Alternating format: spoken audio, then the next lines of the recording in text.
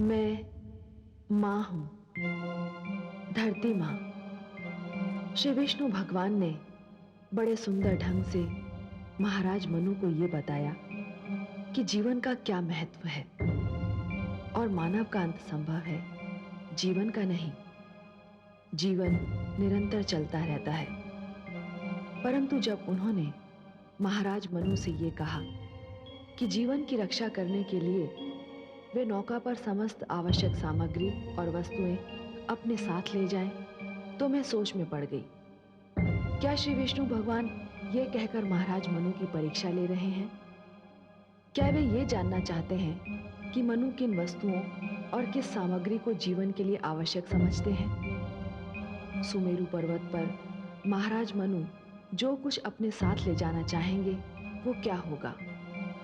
तुम्हारी ही भांति मुझे भी प्रतीक्षा है उस घड़ी की जब मनु और शत्रुपा श्री विष्णु की दी हुई नौका पर आवश्यक सामग्री रखना आरंभ करेंगे।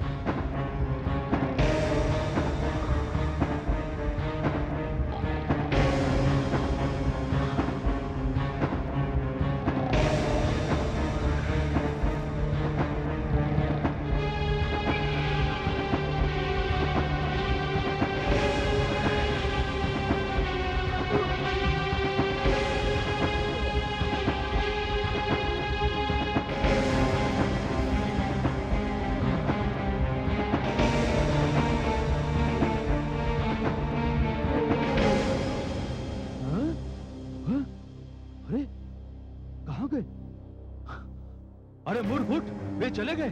कौन चले गए? वही चारों बंदी। हैं? ये तो अंधेर हो गया। दानवराज हैग्रीव को पता चला तो हम सब मारे जाएंगे। अब क्या होगा? कहाँ भाग गए वो चारों? दानवराज हैग्रीव को सूचना तो देनी पड़ेगी। चलो चलो चलो।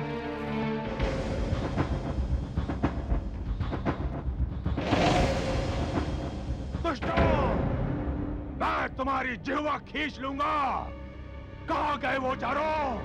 पता नहीं दानवराज, एक क्षण तो हमारी पलक झपक गई थी, बस उसी में वो कहीं भाग गए। एक क्षण? अरे मूर्खों, एक क्षण में तो वो संसार के इस छोर से उस छोर तक पहुंच सकते हैं। जाओ, शीघ्रता से ढूंढो उन्हें। चलो, मैं भी तुम्हारे साथ चलता हूं। यदि वे इस क्षेत्र से बाहर निकल गए तो फिर हमारे हाथ नहीं आएंगे, और यदि वे हमारे हाथ नहीं आए तो मैं तुम सबको यमलोक पहुंचा दूंगा। या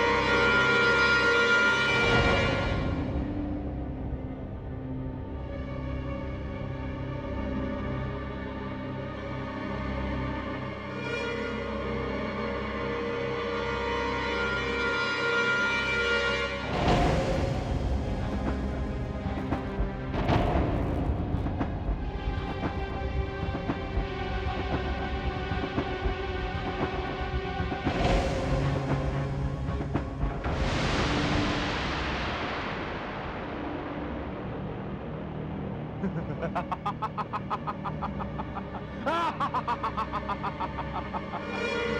चतुर बनते थे ना। अभी निकालता हूं तुम सबकी चतुराई। मैंने कहा था ना, यदि भागने का प्रयत्न किया तो तुम सबको मार डालूंगा। अब मुझे वही करना होगा। या अपने भगवान विष्णु का जी भर कर स्मरण कर लो। तुम्हारी मृत्यु तुमसे उतनी ही दूर है जितनी मेरे खड़क से तुम्हारे कंठ की दूरी। या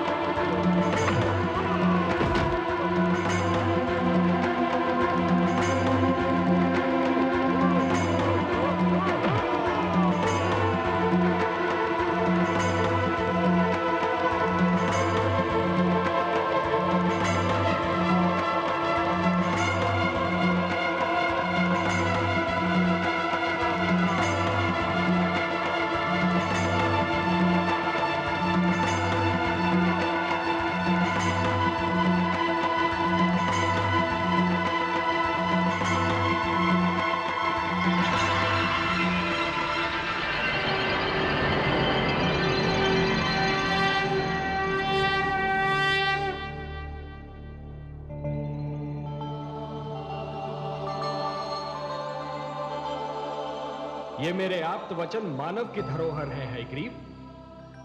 ये इस अपवित्र स्थान में नहीं रह सकते और तू इनको नष्ट भी नहीं कर सकता। इनकी रक्षा करना मेरा उत्तरदायित्व है। संभवतः तुम्हें मानव तक पहुंचाने का समय अभी नहीं आया है, और जब तक वो समय नहीं आता तब तक अंधेरे में भटकते हुए मानव जीवन के लिए उजाले का संदेश बने हुए तुम मेरे ही पास रहोगे।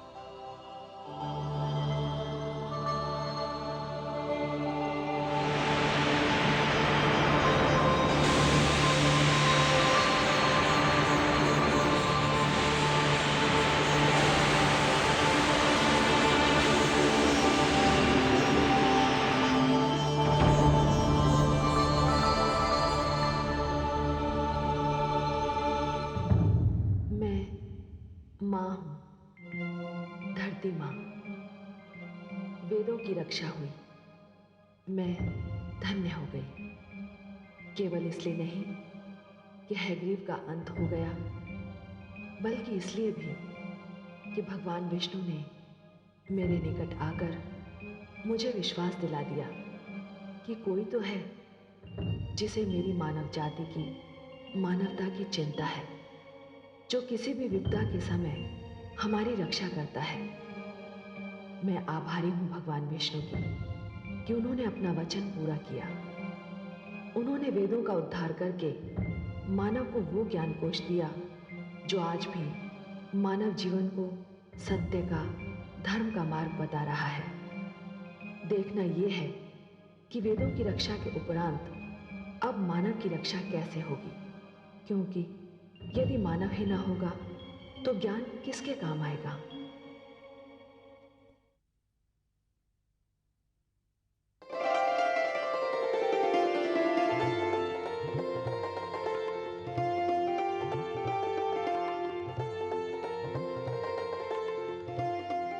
स्वामी, नौका के तल में वो सभी आवश्यक वस्तुएं मैंने रख दी हैं। पौधों के बीज, पशु पक्षियों के जोड़े, जो कुछ भी यहाँ था वो सभी मैंने रख लिया है। और हाँ, कोयल की एक जोड़ी भी मैंने रख ली है। उसकी कूक मेरे मन को बहुत ही भाती है। और काग की जोड़ी वो नहीं रखी तुमने? परंतु काग, उसकी बोली तो बहुत ही कर्कश होती है, मुझे तनिक भी नहीं सुहाती। प्रिय, प्रकृति ने हमें जो कुछ भी दिया है वो अकारण नहीं, उसकी कोई ना कोई उपयोगिता अवश्य है। कुछ वस्तुओं की उपयोगिता का ज्ञान हमें हो चुका है और कुछ वस्तुओं की उपयोगिता हमारे लिए अभी तक रहस्य बनी हुई है। हाँ, परंतु उनकी उपयोगिता अवश्य है। मानव मस्तिष्क का जैसे जैसे विकास होता जाएगा, ये रहस्य खुलते जाएंगे। परंतु काग की क्या उपयोगिता है स्वामी? क्यों?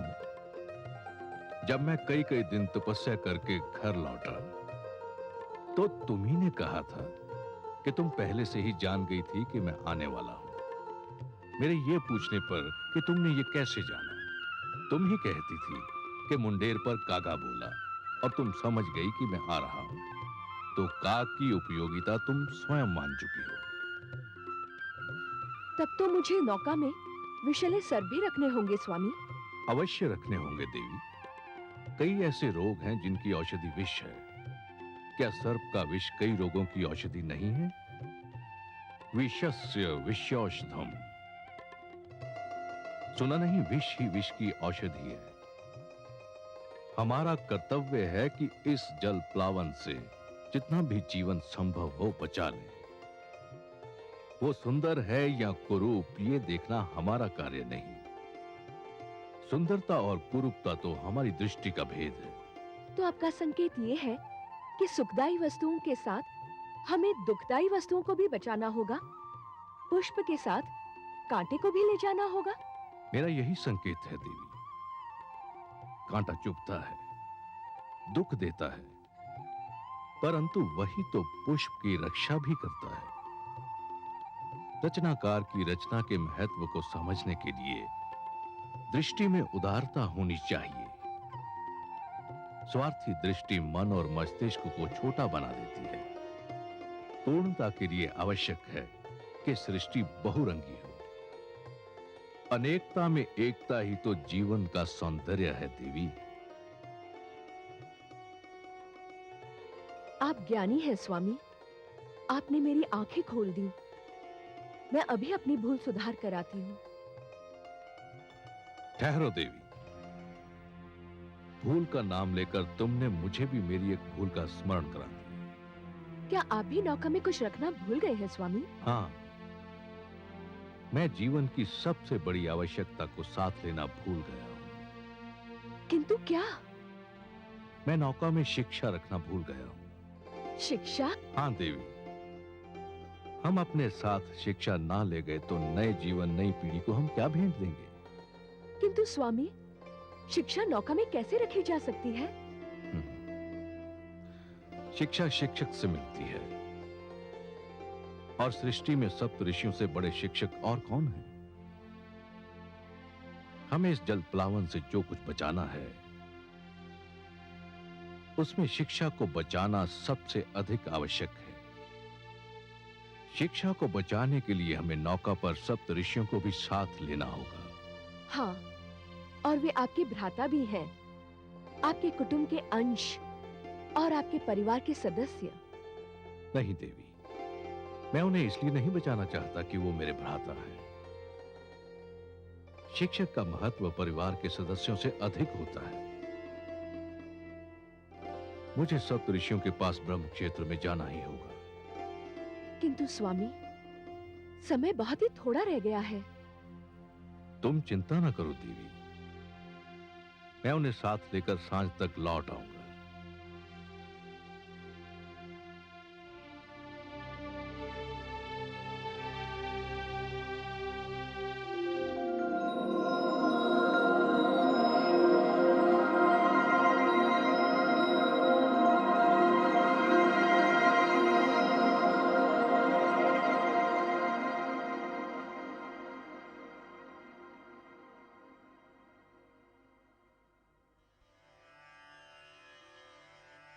प्रणाम।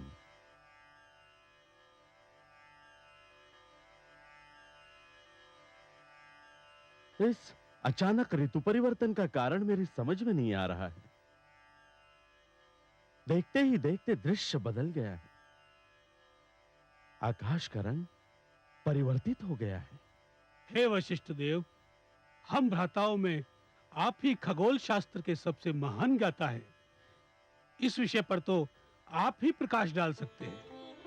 मेरा ज्ञान और मेरा अनुभव कहता है कि कोई भयंकर बाढ़ आने वाली है, भारी जल प्लावन होने वाला है, और यदि ऐसा हुआ तो सारी धरती जलमग्न भी हो सकती है।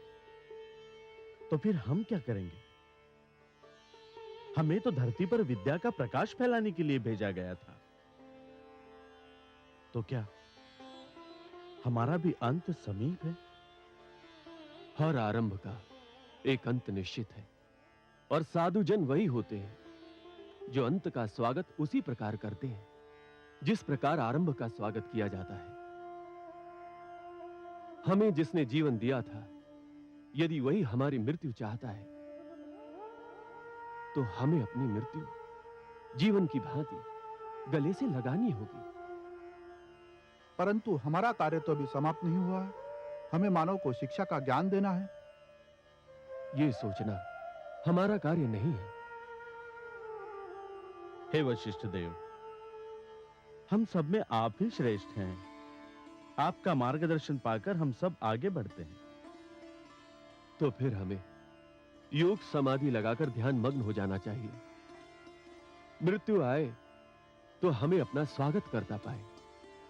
आपके आदेश का पालन होगा।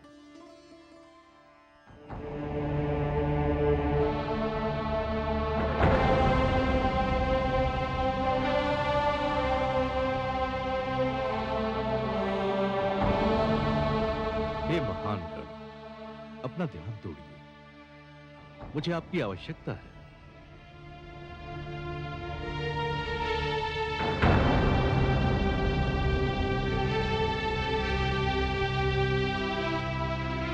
मैं ब्रह्मपुत्र, आपका अनुज, मानव कल्याण के लिए आपको लेने आया हूं।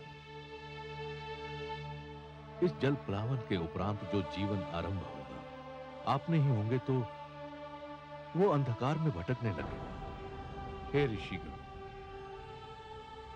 आपको सृष्टि में आने के उद्देश्य की पूर्ति करनी है।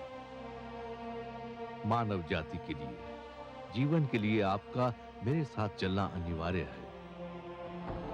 आंखें खोलिए, समय हाथों से निकला जा रहा है।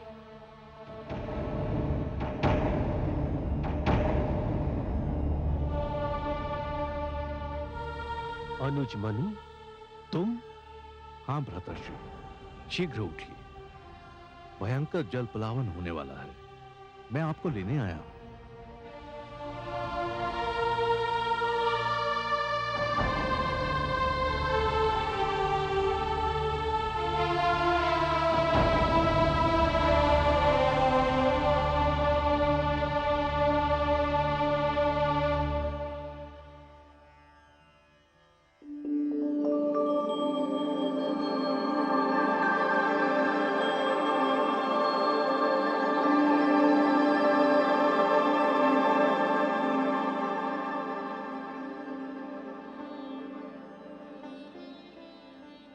देवी, धरती पर जल प्लावन का समय आ गया है। आपकी अनुमति हो तो एक बात पूछूं देव? अवश्य पूछिए देवी। क्या जलप्लावन का निर्णय नितांत आवश्यक था? ब्रह्मा जी का उद्देश्य बहुत उच्च, बहुत महान, बहुत पवित्र है और इस उद्देश्य की पूर्ति के लिए धरती का स्वच्छ होना अनिवार्य है। पर प्रभु, क्या इस जलप्लावन में सब कुछ डूब जाएगा? देवी, हम त्रिमूर्ति हैं, ब्रह्मा, विष्णु और मैं।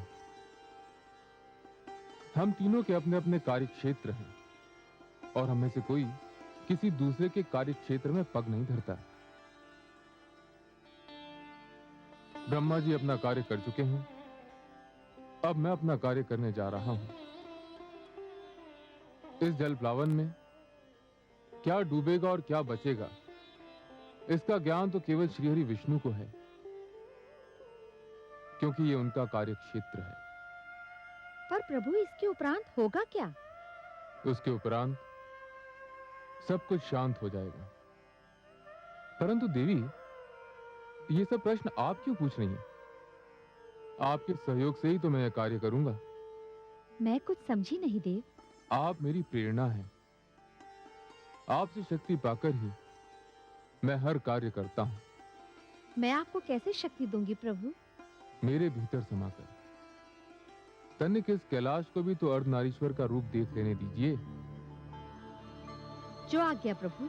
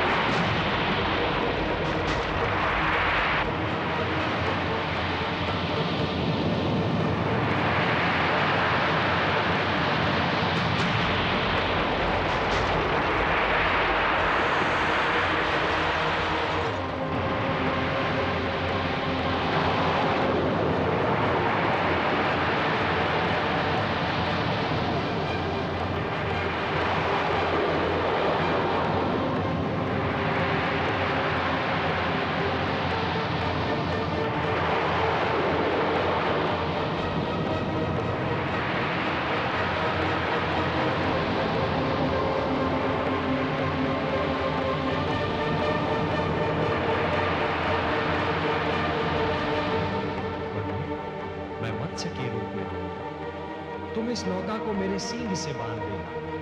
मैं तुम्हारी नौका को सुमेरु पर्वत पर ले जाऊंगा। हे सर्वेश्वर, आपने तो कहा था कि आप हमारी सहायता करेंगे।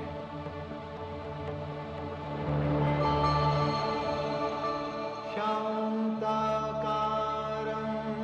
भुजगशयनं पद्मनाभं सुरेशं विश्वाधारं गगनसदृशं मेघवर्णं शुभांगं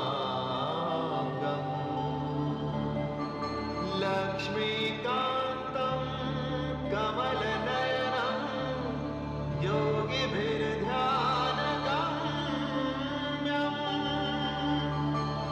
वन्दे विष्णुं भवभयहरं सर्वलोकैकनाथं।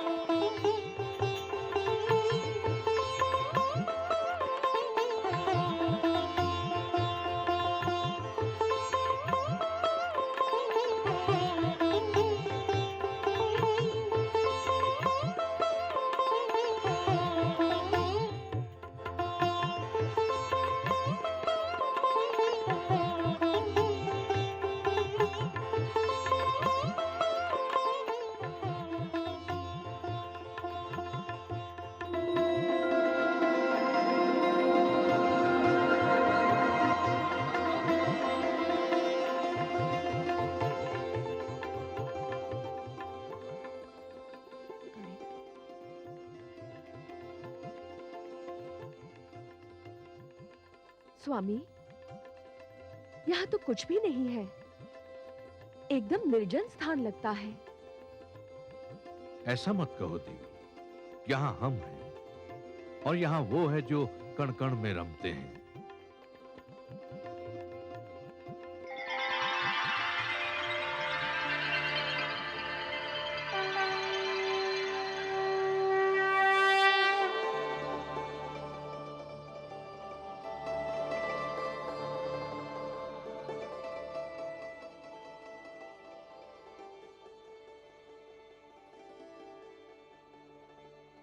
हे नारायण, आपके दर्शन मिले, नैनों के भाग्य जागे, आत्मा की प्यास बुझी।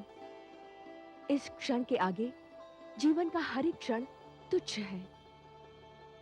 हे विश्वेश्वर, आपने जलप्लावन से हमारी रक्षा की, आपको कोटि कोटि धन्यवाद।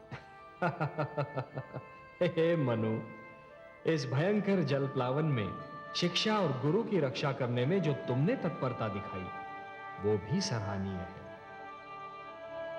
तुमने मानव कल्याण के उद्देश्य के लिए साधना की, व्रत धारण किया। और हे शत्रुपा, इन सब शुभ कार्यों में अपने पति का साथ देकर तुमने अपने पत्नी धर्म का पालन किया है। मैं तुम दोनों से अति प्रसन्न हूं। और समस्त मानव जाति में केवल तुम दोनों को चुनने का एक विशेष कारण भी है। हे जगदीश, आप तो कारणों के कारण हैं। जो भी कारण होगा उसे केवल आप ही जानते हैं। मैं जानता हूं मनु कि मानव कल्याण के मेरे परम उद्देश्य की पूर्ति के लिए आप दोनों माध्यम हो। यह मेरा परम उद्देश्य आपके माध्यम से ही संपन्न होना है। मनु, जब खेत की उपज पक जाती है और खेती काटी जाती है, तो कृषक कुछ बीजों को बचाकर रखता है और यही बीज आने वाली उपज का कारण बनते हैं। मैंने भी यही किया है। तुम दोनों की रक्षा करके मैंने जीवन की रक्षा की है। अब तुम दोनों मिलकर नव जीवन की उपज का कारण बनोगे और यह आने वाला जीवन बहुत सुखद होगा मनु, बहुत सुखद होगा, पावन होगा। और तुमने सप्त ऋषियों के इस समूह को अपने साथ में लाकर एक बहुत बड़ा कार्य किया है, क्योंकि आने वाले जीवन की महान आवश्यकता होगी शिक्षा। हे सर्वव्यापी, हे रहस्य ज्ञाता, नवजीवन को जो शिक्षा मिलेगी वो तो केवल आप प्रदान कर सकते हैं। आप मुझे ज्ञान दीजिए, ये शिक्षा क्या होगी, कैसी होगी? हे वैवास्वत, मानव बड़ा विचित्र प्राणी है और उसका इतिहास भी उतना ही विचित्र है। उठता है तो देवता बन जाता है और गिरता है तो दानव। दानवता अज्ञान और हीनता का प्रतीक है और मैं हर युग में मानव को दानव बनने से बचाना चाहता हूं। अर्थात मानव देवताओं की भांति अमर तो नहीं हो सकता, पर देवताओं की भांति संपूर्ण तो अवश्य हो सकता है। और उसे संपूर्ण बनाने का मूल मंत्र मुझे तुम्हें सौंपना था।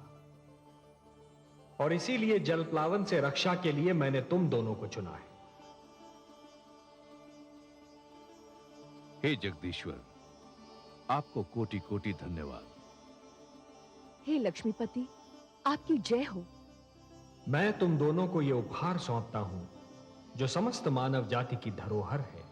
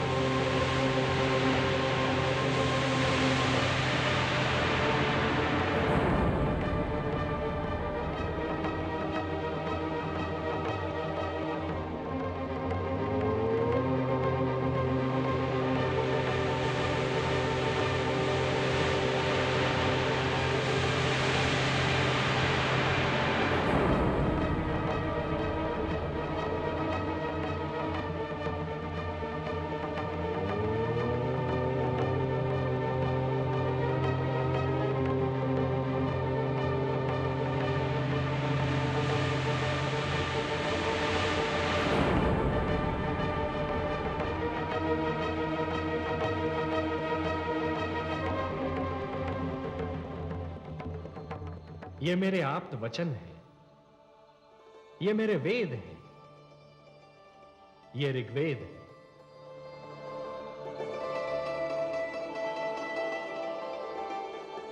ये यजुर्वेद,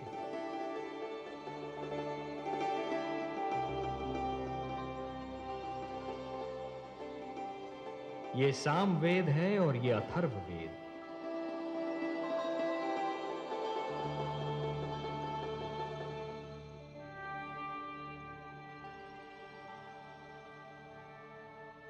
ये मेरे सबसे बड़े वरदान हैं। मानवता को ये मेरा उपहार है।